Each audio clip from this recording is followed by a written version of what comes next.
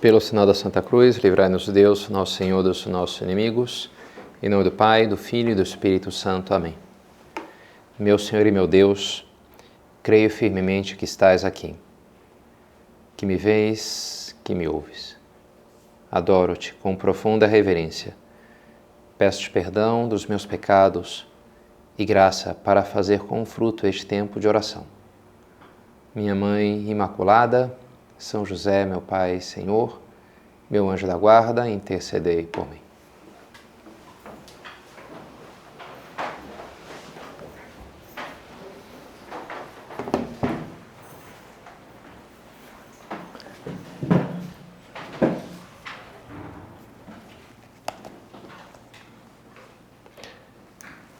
Diante dele caminhará a justiça e a salvação dará seus passos.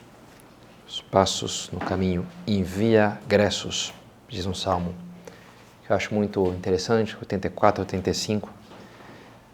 Passos no caminho da justiça, no caminho da vida, no caminho da santidade. Esses dias estou terminando um livro que me marcou razoavelmente, gostei, chamado A Estrada, The Road, de Cormac McCarthy. É um livro duro, é um cenário pós-apocalíptico, terra devastada, há uma camada, não explica muito porquê, a origem da coisa, mas o fato é que a situação é que há uma camada de poeira que impede a luz do sol de atingir a terra, já há 10 anos isso, as plantas todas já morreram, por consequência também os animais, e os homens vão sobrevivendo à base de pegar ali o que sobrou de comida, e assim, né, e vão... E é todo um protagonista, é um homem, um pai, com seu filho pequeno de 10 anos, um filho que nasceu naquele contexto e só conhece aquele mundo. E é complicado porque não tem muita esperança, né? Não tem muito o que fazer, a gente vai morrer mesmo. E as pessoas ficam tentando sobreviver, fugindo uma das outras, porque, enfim, tem pessoas más, né, que fazem todo tipo de crimes para sobreviver também. Mas é um homem que vai, então, batalhando, sobretudo por amor ao seu filho. E uma hora ele fala, olha, tem que tomar cuidado, esses aqui são os homens maus, são os homens bons. E uma hora ele fala, por que isso que fazem os bons? Isso que faz as pessoas do bem. Elas continuam na luta, elas não se entregam. Elas continuam na luta, não se entregam, não desistem. Fala assim. E de fato, se vê ele ali fazendo das tripas corações, no meio de muitas dificuldades, uma vez e outra se levanta e vai em frente, vai em frente, vai em frente. E ano passado começamos uma série de meditações sobre as estações da Via Sacra. Essa prática de piedade cristã que é meditar na paixão do Senhor, na sua morte. Fizemos justamente por ocasião da Quaresma, que é o momento para meditar na paixão do Senhor. E resolvi fazê-lo não em 14 estações, são 14 estações, não em 14 meditações, uma para cada estação, porque achei que seria um pouquinho... Então dei uma zipada a metade, né? Então estou fazendo 2 em 2, são 7 meditações. Foram 3 ano passado, e nos faltam 4, que seria então agora esse ano. Calculei para dar certinho, terminar na Semana Santa. Se a gente pula uma a cada 15 dias, então vamos ver se a gente termina nessas séries de meditações sobre a Via Sacra. E pensei em começar justamente com a estação número 7 e a número 9. Por quê? Porque são a segunda queda do Senhor e a terceira queda do Senhor. Com essa ideia de marcar isso, né? A repetição. Jesus cai as várias estações da Via Sacra, que são, cada uma retrata uma coisa diferente, é condenado à morte, encontra sua Santíssima Mãe, é crucificado, aqui a gente tem nas estações. Mas tem esse evento que é o mesmo evento que ocorre 3 vezes, em 3 estações diferentes. Cai a primeira vez, cai a segunda vez, cai a terceira vez. Algo que se repete. Jesus cai. E assim se ressalta a debilidade, a fraqueza do Senhor. Que é compreensível, né? Como ele foi enfraquecido. Se a gente pega, por exemplo, já a flagelação, foi um evento muito duro. A flagelação do Senhor, as pessoas até morriam na flagelação. Por isso os judeus tinham um limite de 40 golpes. Jesus parece ter levado algo em torno de 60, pelo que dá para ver pelo Santo Sudário. Passou o limite dos 40, e aquilo terá tido consequências muito duras para a sua fisiologia, para o seu organismo. A curação de espinhos, também, e os soldados abatiam e aprofundando aqueles espinhos, ficou sem comer aquela noite, sem dormir, levando para lá e para cá. Toda a dor moral do Senhor de ser traído com um beijo por um amigo seu, de ter uma multidão pedindo a sua morte. Imagina como isso pode te abalar, né? As pessoas ali gritando, né? Que seja crucificado, que seja crucificado. Já seria suficiente para deixar a gente... E sem entrar em todo o mistério do peso do pecado. A oração no horto carregava em si o peso de todos os pecados de toda a história do mundo, né? Jesus enfrentando aquela coração. Então, é super razoável de entender que estaria muito debilitado, estaria muito enfraquecido. E por isso é natural, a gente pode pensar que ele caia, né? Uma vez, aí cai outra vez, levanta, mas cai. Mas me parece que o mais significativo para a gente tirar da reflexão, da meditação sobre essas estações, sobre esses eventos, mais do que a fraqueza e a queda repetitiva do Senhor, o que é realmente importante me ressaltar é não só que ele cai várias vezes, mas que ele se levanta várias vezes, que ele sempre se levanta. Mais que a sua fraqueza física, a tenacidade do seu amor. Voltar à luta uma vez e outra, fazendo das tripas corações, ainda que custe. É isso que realmente é significativo, isso que realmente importa. Ao meditar a via sacra, ao meditar a paixão do Senhor, e ao pensar na nossa vida. Não importa tanto as rasteiras que a vida pode nos dar, as barreiras, as dificuldades. Não sei, e são coisas que nos acontecem. O que realmente conta é o que eu faço, a minha atitude. Isso é o que realmente importa, isso que me configura, isso que determina que tipo de pessoa eu sou. E como dizia esse livro, é isso que faz com que as pessoas sejam boas. Aquelas que não desistem. Isso são as pessoas boas, aquelas que não se entregam, que vão até o final, que se levantam sempre, uma vez e outra, e continuam lutando. Isso que fazem os bons. Na minha casa está tendo um projeto, recentemente, de assistir uns filmes de assim, mais cabeça, né, mais intelectuais, que é a série do Rocky, do lutador de boxe. Né? Exatamente, mas é interessante. Passaram o Rocky 3 recentemente, eu vi só um pouquinho ali, mas não é que eu gosto, mas é legal. Qual que é o superpoder do Rocky? Não é que ele tem um cruzado de direita, um gancho de esquerda, super poderoso. É que ele resiste. Ele apanha, e mesmo que caia, ele levanta, sempre, né? Para apanhar mais. Ele vai até o final. Esse é o superpoder do Rocky, né? Uma rocha, né? Até o próprio nome tem a ver. Ele aguenta, né? Aguenta ali o negócio do limite da dor e está ali. Ele vai levantar e vai seguir em frente. Vai até o final. Essa é uma frase que me marcou. O padre Javier de Ayala foi o primeiro padre vigário regional do Opus Dei no Brasil. A cada região, cada país praticamente é uma região do Opus Dei, e tem tipicamente um vigário à frente daquela região. O primeiro vigário aqui da obra no Brasil chamava-se Javier de Ayala, um espanhol que conhecia a obra lá na Espanha quando tinha 17 anos, conheceu São José Maria, nos comecinhos da obra, né? Foi vigário em Portugal e depois veio para ser vigário no Brasil. Eu, na verdade, não conhecia ele pessoalmente, mas eu escutei muito ecos das palavras dele, que foram muito marcantes, porque ele esteve à frente da obra aqui muitos anos. E uma frase dessas que me chegou, que achei interessante, ele dizia numa pregação: olha, basta pouco para a gente ser santo. Preciso pouca coisa. O que é preciso é ir até o final. Achei interessante, né? Você precisa só fazer essa uma coisa praticamente. Não desistir. Ir até o final. Se você faz isso, não é que é preciso uma concentração, uma inteligência, uns dons místicos excepcionais. Não é bem isso, sabe? É lutar. Lutar por amor até o último instante. Deu graças, escrevia São José Maria numa das suas últimas anotações.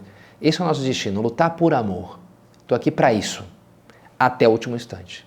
Não parar no meio, não desistir. Tá disposto, aí sim, levanta, vai doer, queria já ficar por aqui, não, mas não dá para ficar, eu tenho que levantar, tenho que seguir em frente, tenho que continuar.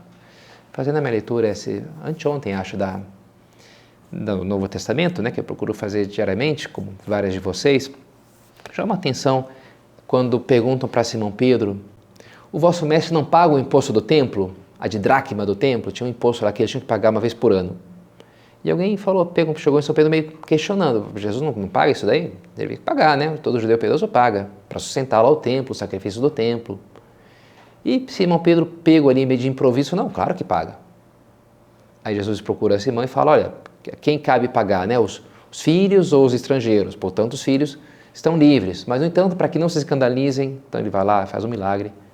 Mas eu achei interessante o verbo pagar, teleo, que vem da raiz telos, que significa fim, consumação. Tem algumas palavras em português que tem, né? Teleológico, tem essa coisa, que é aquilo que é a consumação, a realização de algo. Esse é o telos. Quando Jesus está na cruz, a última palavra dele, segundo São João, é esse verbo tetelestai, que a gente traduz como, em latim, como duas palavras, consumatum est, e em português com 3 palavras, né? Tudo está consumado. Tetele, em grego é uma só, tetelestai. Lá no sul tinha uma expressão que eles usam muito lá em Porto Alegre, que é quase um grito de guerra, assim, feito! Um pouco assim, quando fez um gol no futebol, feito! Um negócio assim, né? Feito! É engraçado. É mais ou menos isso que fala Jesus na cruz, né? Feito! Tetelestai, né? Fui até o final, tinha que fazer, pronto, já fiz tudo. Mas é interessante que esse mesmo verbo é que usa para pagar coisas, né? Então eu chamei essa ambiguidade que me chamou a atenção. É como se dissesse, está pago. Paguei aqui o preço, todo tinha que pagar, pronto, né? Da redenção, está tudo pago. Está tudo. Será que eu estou disposto? Eu tenho que pagar um preço, né? E até o final das coisas custa, né? Custa. Não está de ficar por aqui, parar já está bom. Não, falta uma parcela aqui. A vida a gente tem que, não dá para pagar à vista, tem que pagar parcelado e antecipado.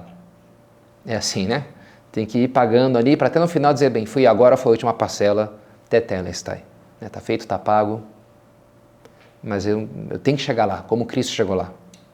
Eu tenho que passar por uma coisa e outra e ir até o final. Continuar em frente.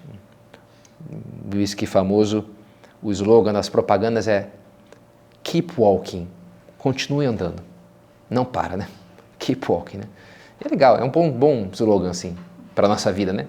Continua no caminho, não para ainda não, né? Não, vamos em frente, vai em frente porque ainda não chegou, no final vai chegar, um dia a gente espera, mas ainda não é, o final não é agora ainda, né? O que eu tenho que fazer agora? Andar, caminhar, progredir, seguir em frente. É o que os bons fazem, é o que nós queremos fazer. É o que Deus nos ajudará a fazer, porque se é o que os bons fazem, também diz Jesus, só Deus é bom. E é verdade, né? Se a gente vai conseguir até o final, é só com a graça dele. Lembro, uma vez estava com um padre amigo, aí dei uma resposta meio torta, assim, faltei um pouco a caridade. Estava no carro.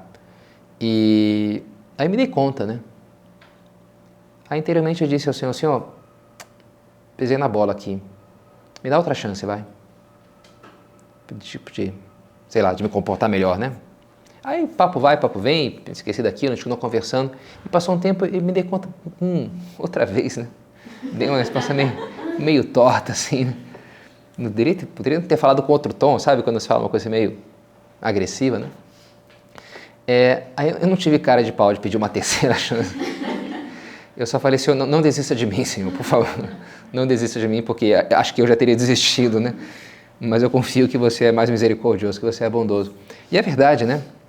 E é o segundo ponto que eu queria falar, para também, não pode ficar uma coisa assim, pelagiana, né? Eu luto, não, só Deus é bom. Só com Ele a gente vai conseguir. E isso é o que nos traz a meditação dessas estações da Via Sacra. É assim, isso daí tira São José Maria, no livro que ele escreveu sobre a Via Sacra, né, comentando as estações, a nossa reincidência no mal, a repetição dos meus pecados, responde Jesus com a sua insistência em redimir-nos, com a abundância de perdão.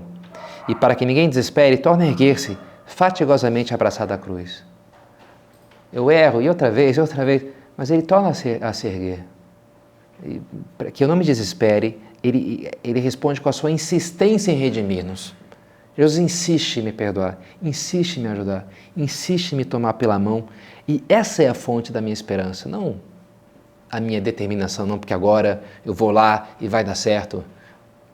Morei um tempo com um mexicano lá em Roma, que ele contou que viu também um filme do Rocky, ficou super empolgado. E não é que se fosse um cara super atlético, assim, pelo contrário. Mas então ele comprou lá um moletom igualzinho do Rocky, e aí pegou, quebrou 7 ovos, colocou para tomar, que nem o Rocky, aí passou mal. Não foi muito longe. A coisa não teve muito futuro, né? Não foi muito longe. Enfim, não é o que basta muitas vezes, né? Não vou me empolgar e a minha motivação. Olha, para algumas coisas talvez funcione, né? Mas para os grandes desafios da vida, é preciso mais do que isso, né? É preciso a graça de Deus.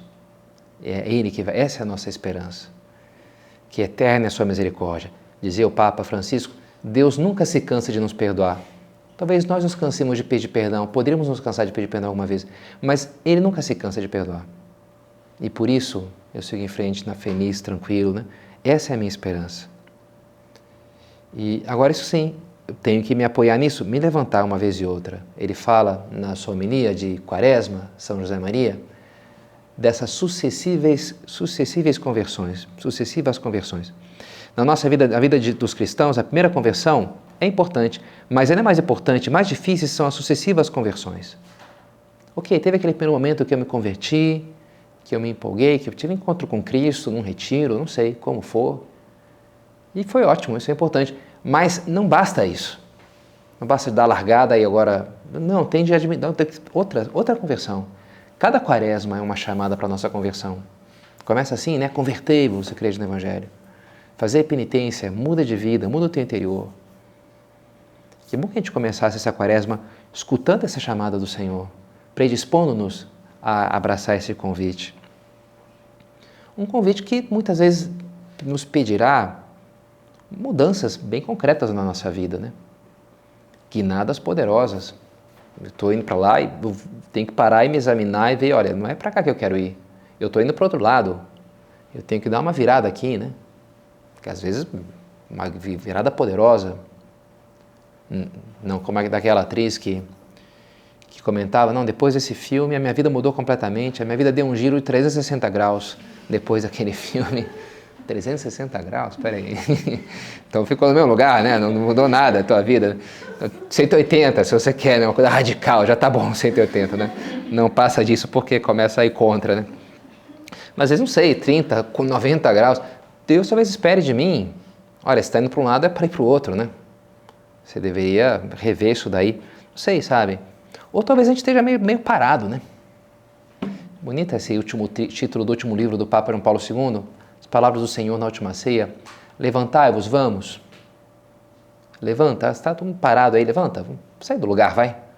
Você, ok, converteu, caminhou, chegou, conquistou isso, aquilo, essa virtude, aquela outra. Tá, mas você não está meio parada já?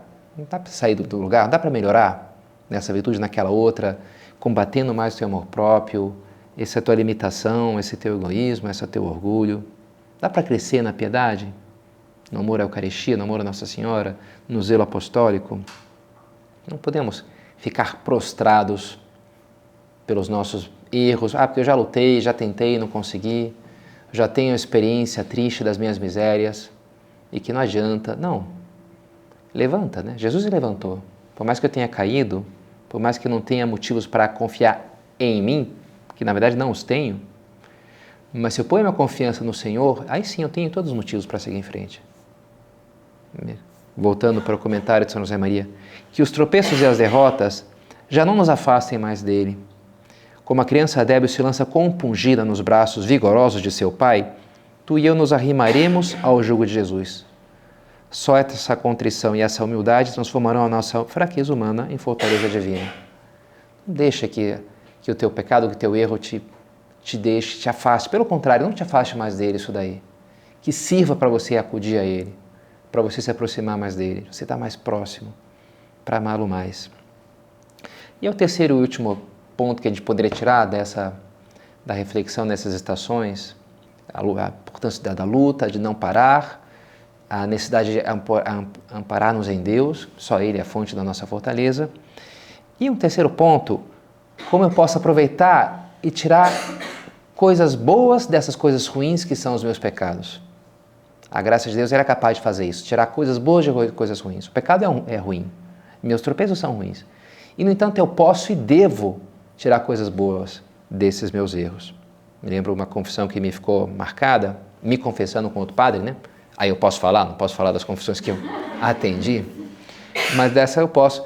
E ele, dentre os conselhos, ele me disse, olha, pensa que quando você vai chegar no final da vida, a gente vai olhar para a nossa vida, o que a gente fez, e muitos escritores antigos falam da vida como uma edificação, como um prédio, uma casa que a gente construiu, e ali estão, os tijolinhos são as nossas boas obras, as nossas orações, as nossas penitências, as nossas obras de caridade, apostolado. Mas entre esses vários tijolos vão estar também os teus pecados. Quando eles foram devidamente envoltos na tua contrição e na misericórdia de Deus, os teus pecados vão ser também parte dessa construção. Vão contribuir para a beleza final do edifício. Claro, não o pecado em si. O pecado em si é uma falta, uma carência, é um veneno, é uma coisa ruim. Mas se você mistura isso com a contrição e com a graça de Deus, sobretudo da confissão, aquilo se torna algo sólido, se torna algo bom. Os nossos próprios pecados. A gente pensa, por exemplo, a vida de um Santo Agostinho. Essa semana uma pessoa me trazia isso, que como leu as confissões, como aquilo lhe ajudou. E ele mais milhões de pessoas ao longo da história, né, foram ajudados, inspirados pela vida desse santo e também pelos pecados dele.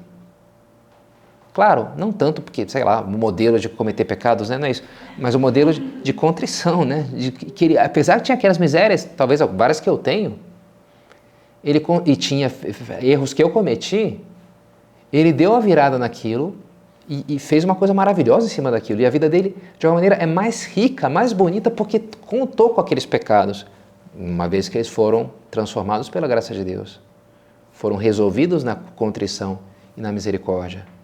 Aquilo se torna algo bonito. A vida dele é mais bonita, é mais interessante do que talvez se não tivesse toda aquela confusão que teve, né? Os pecados da nossa vida podem servir assim, para nos fazer amar mais a Deus, para nos fazer crescer em humildade, para nos fazer entender mais a grandeza da sua misericórdia. É muito bonito esse livro, que ajuda muitas pessoas, A Arte de Aproveitar as Próprias Faltas, que é quase uma coletânea de citações de São Francisco de Sales. Uma delas diz assim: quando caíres, levanta-te com uma grande placidez, humilhando-te profundamente diante de Deus e confessando-lhe a tua miséria, mas sem te admirares da queda que deste. Sem ficar muito admirado. Como é que eu pude fazer tal coisa, né? Pois que é de extraordinário que a enfermidade seja enferma, a fraqueza fraca e a miséria miserável. O que há de admirável? Ele detesta assim o pecado e procura, né, aquilo que ofende a Deus, se afastar disso. Mas por que é de admirável que eu tenha pecado? Isso não, sou um pecador. O que é admirável que um pecador peque? Não costuma ser, né? Pecador é aquele que peca, né? Estudante é aquele que estuda, isso nem sempre é verdade, né? Mas pecador em geral é aquele que peca, né? E eu sou rogai por nós pecadores. Cada Ave Maria eu estou dizendo que eu sou um pecador, e é verdade, né? Não entender isso que seria o erro. Não admirar-se com isso. Não é de Deus essa certa raiva que a gente pode ter. Nem dos outros, nem de nós mesmos. Não julgueis e não sereis julgados, diz o nosso Senhor. E por isso São Paulo fala, eu nem me julgo a mim mesmo. Deus é que é meu juiz. Não vou me julgar. Deus é que me julgará no final da vida. Mas para já não vou ficar me julgando. Nem para me achar bom o suficiente, porque não sou. Nem para me achar um caso perdido, porque também não sou. Mas não é bom, sabe, quando a gente erra, pequeno, cometi e a gente fica com essa coisa assim, uma coisa ruim, né? Tinha um chileno bem divertido que morava comigo também lá em Roma. E alguma vez ele falava um negócio que se confundia, ou não sei, né? Cometia algum erro assim, na tertúlia, quando a gente estava conversando. Aí um gesto que ele fazia, ele falou, idiota, idiota, idiota. Ele batia, tipo desenho animado assim, né? Uma coisa ridícula, né? E enfim, eu achava engraçado aquilo. E eu não faço esse tipo de gesto, né? Mas às vezes interiormente, sabe? Talvez vocês também, alguma hora a gente pode ficar com aquela sensação de, dei um fora, sei lá, né? Falei um negócio aqui trocado. E aquilo nos dói, né? Pelo menos no meu caso, isso dói mais do que cometer um pecado mortal, né? Eu falei um negócio que não foi suficientemente inteligente ou preciso. Ah, que raiva porque eu falei isso, né? E é ridículo, né? Então, o gesto, mas interiormente é mais ridículo ainda, né, do que o mesmo gesto exterior. Porque não faz sentido, né? Porque é fruto, no fundo, do orgulho, num conceito equivocado de nós mesmos. Porque eu não posso, imagina, né? O que vão pensar? Vão ter uma ideia equivocada, porque eu sou uma pessoa perfeita, eu sou, né? Sou super inteligente, se eu falei uma coisa burra, então vou achar que eu... Sabe, é um negócio assim, cara, você é um ser humano, né? Todos nós, e somos falíveis, somos pecadores. E não tem por que ficar agora, né? Fazendo um drama, porque se eu cometi uma coisa errada, normal. É uma pena, sobretudo se é uma coisa que ofende a Deus, muito mais do que eu ter se equivocado com alguma coisa, né? Sobretudo nisso. Isso deve nos doer, de ter ofendido Ele, mas não de uma maneira com orgulho ferido. Como que a estátua que caiu do pedestal, e eu vou ficar chorando aquela estátua ali que se partiu, a imagem que eu tinha de mim mesmo, que os outros tinham. Joga fora essa imagem de uma vez, né? Que não serve para nada. Oxalá quebre quanto antes essa estátua. E a gente siga em frente livres, né? E se cair, levanto, peço perdão a Deus e recomeço com toda a paz. Isso me fará bem, justamente, né? Para ser mais humilde, para ter uma visão mais correta de mim mesmo e da vida. Interessante aquelas palavras de São Paulo, depois de relatar as visões grandiosas que Deus lhe tinha dado, inclusive do céu. E ele diz, para que eu não me ensoberbesse, não ficasse orgulhoso, Deus me deu um espinho na carne, um anjo de Satanás que me esbofeteia. Por 3 vezes roguei a Deus que me livrasse disso, e basta-te minha graça, ele respondeu, basta-te minha graça. Interessante, né? Deus, ele recebeu muitas graças, São Paulo. E Deus deu ali uma espécie de antídoto, que a gente não sabe exatamente o que era. Espinho na carne, um anjo de Satanás. Podia ser uma tentação, um pecado, podia ser uma coisa física, uma doença, não sei. Mas é uma coisa que ele humilhava, a gente pode pensar, né? E por isso ele pede 3 vezes, Senhor, alivia aí, tira esse negócio, vai, resolve esse problema para mim. E Deus fala que não, para o próprio São Paulo, né? Confia, basta de minha graça, confia em mim. Isso aqui é importante, faz parte, sabe, do meu plano para ti, da tua santificação, que você tem que lidar com isso, né? Basta-te a minha graça. Porque é importante, porque vai te garantir, vai te dar essa humildade, que talvez você perderia se não tivesse isso, né? É importante, sabe? Às vezes Deus permite uma tentação, uma coisa, cair outra vez, para justamente nos humilhar um pouquinho e desmanchar esse inchaço que a gente pode com o tempo. Não, olha só, porque eu faço, porque eu consigo, agora eu consegui tal coisa. Não é isso, né? Não é isso que vai nos fazer nos aproximar de fato de Deus. As nossas quedas podem ser muito boas para isso, para que eu cresça na humildade, na confiança em Deus, na confiança na sua misericórdia, como crianças pequenas. A criança pequena é assim, cai, mas levanta, é como que os ossos de borracha, né? O velhinho são ossos de vidro, cai, quebrou, já era, né? Aquilo ali já partiu em vários pedaços. Agora a criança cai, chora, mas depois levanta e vai em frente, sempre querendo uma brincadeira nova, né? Diz São Francisco de Sales também, todas as nossas mágoas estão em nos esquecermos daquela máxima dos santos, segundo a qual todos os dias devemos julgar que principiamos a nossa aprendizagem na perfeição. Agora eu começo. São José Maria gostava de dizer isso, né? Nunc cepi, 2 palavras. Agora eu começo. Fiz tudo errado? Mas tudo bem, começa outra vez. Começar e recomeçar. Ele falava assim, né? Essa é a nossa vida. Começar e recomeçar. A santidade está em ter defeitos e lutar contra eles, mas morreremos com defeitos, ele falava, né? Que agora já fui, tirei esse defeito, tirei aquele outro, pronto, já não tenho um defeito, eu sou santo. Não é bem assim. É a luta, a santidade está na luta. É lutar por amor até o último instante. Se eu cair, eu levanto. Me agarro nas mãos de Deus, levanto e sigo em frente. Cada dia aprendendo como uma criança, aprendendo sempre de novo. Como uma criança que acode ao seu pai, bondoso, como uma criança que acode à sua mãe. São José Maria gostava também de imaginar isso, né? Quando a gente é uma criança pequena lá, talvez até desobedecendo aos pais, foi brincar de onde não deveria, ou com o que não deveria, aí quebrou o vaso chinês, e aí se cortou, e aí não sei, né? Se acidentou, e vem ali sujo ou machucado, chorando, quem sabe, vem para sua mãe, com toda a confiança. Porque é sua mãe, né? Confia no carinho dela, confia na sua misericórdia. E a mãe, talvez depois de algum tipo de bronca, né? Mas a primeira reação ao ver o seu filho sofrendo é acudir, limpar, dar um beijinho ali, onde machucou, vai passar, né? Não sei, né? É o carinho misericordioso da mãe. Isso a gente encontra também sempre e encontraremos em Nossa Senhora. É uma bela imagem desses seus olhos misericordiosos, essa rainha, mãe de misericórdia, que é nossa mãe também, vai saber sempre também nos acolher, como estava ali junto ao seu filho na cruz, firme ao seu lado, para nos consolar, nos levantar e nos fazer seguir em frente até o final.